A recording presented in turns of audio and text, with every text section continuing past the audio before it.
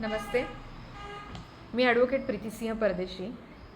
हा व्हिडिओ मी घेऊन आलेली आहे की ऐन वेळेस कोर्टामध्ये कधी ज्युनियर्स गोंधळतात की समोरून कोणता ॲप्लिकेशन आला, ॲडजमेंट ॲप्लिकेशन किंवा कोणताही, तर त्यावर से कसा लिहायचा।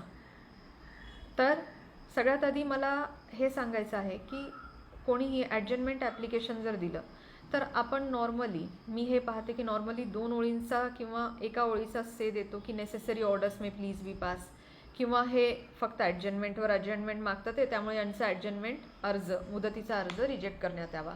असं न करता आपल्याला जर चांगली प्रॅक्टिस करायची असेल आणि क्लायंटला योग्य न्याय द्यायचा असेल तर फाईल काढावी।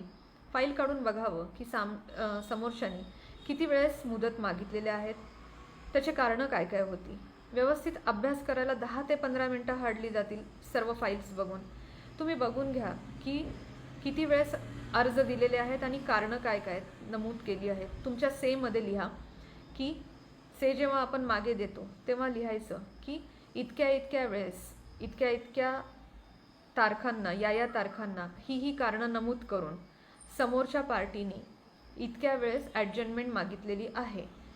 आता तुम्हाला हेही लिहायचं आहे की या सगळ्या मुदतींमुळे तुमचं नुकसान कसं होतं आहे, तुमच्या पार्टीचं नुकसान कसं काय होतं आहे ते तुम्ही लिहा। आणि म्हणणं किंवा से यालाच म्हणतो की तुम्ही जेव्हा ऑब्जेक्शन देता तेव्हा 2 ओळींचं ऑब्जेक्शन देऊन फायदा नसतो। त्यामुळे सगळी हिस्ट्री बघा, इन शॉर्ट तिथे लिहा की तुम्ही का अपोज करताय आणि ॲडजमेंट दिल्याने तुमचं काय नुकसान होणार आहे हे तुम्ही तिथे लिहिणं अपेक्षित आहे। आणि मग शेवटी लिहा की म्हणून या कारणास्तव अर्जदार किंवा जाब देणार कोणाचाही जो काही अर्ज आहे तो नामंजूर व्हावा।